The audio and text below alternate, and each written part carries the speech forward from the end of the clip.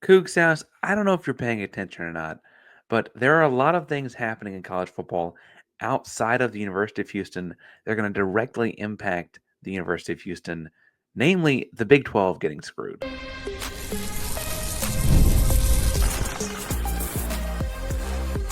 You are Locked On Coogs, your daily podcast on the Houston Cougars, part of the Locked On Podcast Network, your team every day.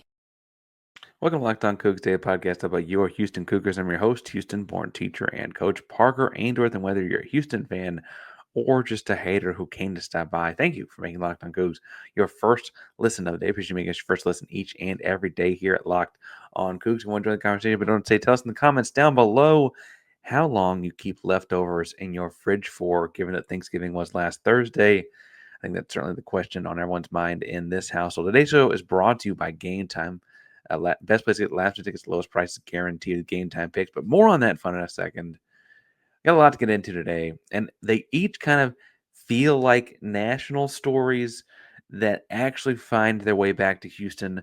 Some more obvious than others, right? Dana Holgorsen being hired as offensive coordinator at Nebraska is a big deal for Houston. We'll talk about at the end of the show. We'll talk about coaching searches and how other schools' searches could impact Houston in the middle of the show. But first and foremost, the Big 12 is probably, almost definitely going to get screwed.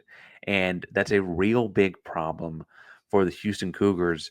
If you're following along at home, on Tuesday they announced the college football playoff rankings, right? They don't, frankly, this season always mirror the AP poll rankings by any stretch, but it feels very much like there's at most one Big 12 team getting into the playoff.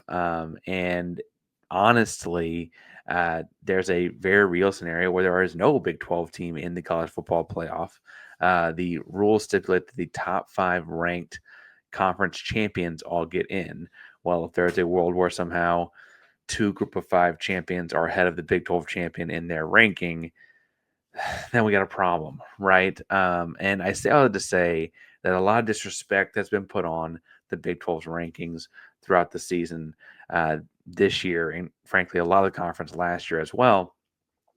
And while Houston, first year Willie Fritz, first year of a couple-year rebuild, Houston's invested in the transfer portal and offensive coordinator, stuff like that right now in the present tense. The trickle-down effect of this and what it does to the conference in the future is pretty problematic. And so as you look at it this weekend in Arlington, you're going to have Iowa State and Arizona State. I don't actually know which one is technically the home team and road team. They play in Arlington for the Big 12 championship. Theoretically, Arizona State would have the inside track to getting to the college football playoff.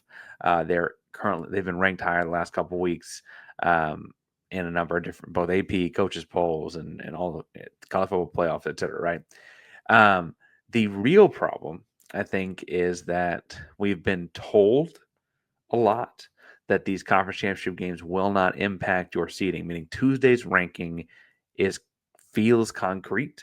It feels like it's hard to move if the only game you have left is your college football, is your conference championship game. How are you going to move up and down the ranking? And it feels like there's almost no way that that more than just Arizona State gets in the top 11 or 12, right? And that's a problem. And that's a problem because that's disrespecting the league. And frankly, it's a large pass to giving teams with 2 and 3 losses in different leagues, namely the SEC, big pass for being in a conference that like makes TV dollars and doesn't necessarily play the best football. BYU, I think, as far as this year's situation goes, is the most obviously left out of this, right? They're going to end their season with a win over who I imagine win ACC champion SMU. BYU went there and beat them, right? They lost to a conference champion in Arizona State, assuming Arizona State wins the game by just 5 points on the road.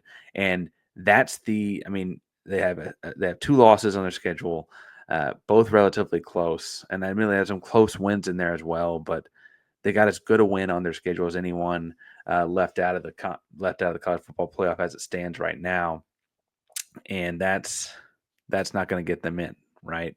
I would also argue that Iowa State getting into the conference championship game itself as one of the two best teams in the conference, at least on tiebreakers, should theoretically also have a shot. And frankly, you could convince me that taking two of the three would be fine. But this is truthfully ESPN and TV dollars kind of playing their way in here. Um, you had ESPN people on air earlier this year asking why they're even picking a Big 12 game between two ranked opponents. Two ranked opponents, and they're asking, well, why are we picking this game? Well, let's think about that, ESPN. You had weird stuff in the college football playoff, like people talking about sitting quarterbacks for games that, if you're guaranteed a spot in the playoff and this and that, why'd you play your quarterback in that game and all kinds of stuff on ESPN? It's been really, really finicky. I think the most troublesome thing for the SEC, and I think that supports the Big 12 the most. And ironically, as much as we don't want to always think the buddies is a loosely used word there, over in Austin, UT Austin, winning the Big 12 last year with the more difficult schedule, and then getting up and going to the SEC, playing a fairly cake SEC schedule this year. Let's call it what it is, and going to the SEC title game. And I'm sure there'll be a good chance. It's hard to beat a team twice in a year if you're Georgia, and frankly, in a neutral site, you might see. I don't know. We'll see what happens with Texas and this and the other thing. It does not look good for the SEC and looks like very good for the Big 12 if a Big 12 team goes in there and wins that. But it's not just Texas, right? If you go back and look at like when of the four teams that have left the Big 12 for the SEC, three of them have had like the most success in recent memory in their time in the SEC nearly right away, right? So Texas, as I just mentioned, is going into the SEC championship game after just coming out of the Big 12, right? But A&M in their first year in the SEC had 11 wins for the only time since 2011. Or since 1998, 11 wins in 2011 for the only time since 1998. That's impressive. That's their first year in the SEC. Missouri, in their second and third years in the SEC, won 12 and 11 games each season. Those are two of the 7 double-digit win seasons in the entire history of Missouri football, dating back 123 years, right? That's not good for this SEC power dominant thing either. When Big 12 teams show up, they do better there than they did in the Big 12. There's something weird in the water with the Big 12. I get it. But the Big 12 has this like large parity issue where everyone beats up on everybody. Everyone has 2 losses, everyone has 3 losses, and it's getting looked down upon. Notre Dame's going to be a lock for this thing. At the end of the season, the AP poll, the only team Notre Dame beat that will be ranked in the top 25 in the AP poll is number 24 Army. Bama's ranked ahead of BYU and Iowa State, and I think may end up being ranked ahead of Arizona State in the college football playoff. We'll see. Bama beat Georgia. That's a big win. They also lost to Vanderbilt. They lost to Tennessee, which we'll get to in a second, and they lost at Oklahoma. For reference, our Houston Cougars played Oklahoma better in Norman with Donovan Smith as the starting quarterback, who would not be the starting quarterback for the majority of the season, than Alabama did. And Alabama's going to be top 12, 13, 14 in the country, right? Tennessee, we mentioned them. They lost to Bama. They also lost to Arkansas. They lost to Georgia. Their big win is over their big win is over Bama. I got that backwards a second ago. They beat a not into the season ranked Oklahoma and a not into the season ranked NC State.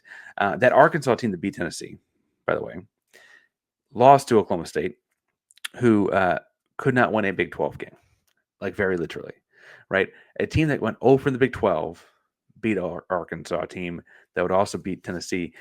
The parity across the Big 12 conference is hurting it in this college football playoff ranking. And as we go from AP poll Sunday afternoon to college football playoff poll on Tuesday afternoon, I'm getting worried about big picture, what that says about the Big 12 and the disrespect there. Regardless of if they actually stick to their word and don't count the conference championship game against teams, right?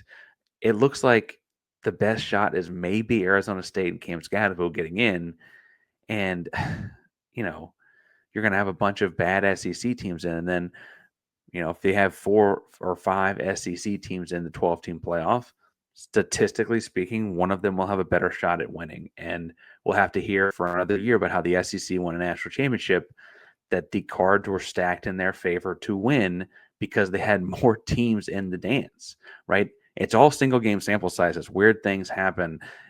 That doesn't seem right. I'm not saying it has to be even. I'm even saying that, like, you told me that 2 of these 3 between Iowa State, Arizona State, and BYU got in, I could live with it. But that the conference is getting punished for having a bunch of good teams as opposed to a singular dominant team, because the singular dominant team in the SEC is a Big 12 team for all intents and purposes, and their first year in that conference just seems wonky to me. Just seems silly to me. And in the big picture, it's going to be a dollars and cents thing. The college football playoff makes a lot of money. Conferences get paid by how many teams they have in it. The Big 12 has less teams in it. They get less money. There's less money to us as well. So there's the earnings bit, there's the prestige bit, and I think it's all upsetting, to say the least. Now, I want to get to other potentially upsetting news on the national level and how it ties into Houston, because I think it might take a little bit more deep diving on that. But before we get too far, I do want to remind you that today's show is brought to you by Game Time. Best place to get last minute tickets for the lowest prices guaranteed. I think it's a cool part on Game Time of the app right now. It's a cool part of the app called Game Time Picks, which curates, pulls out, uses AI to find the best deal based on all kinds of algorithms on best seats and best deal for sports, concerts, comedy, theater, anything that needs a ticket in and around the H or wherever you're at. They can help you out on Game Time. So download the Game Time app today. Use promo code Locked On College to take $20 off your first purchase and take the guesswork out of buying tickets with Game Time Picks. Terms apply. Again, create an account and redeem code Locked On College, LOCKEDONCOLLEGE for $20 off. Download Game Time today. What time is it? It's Game Time.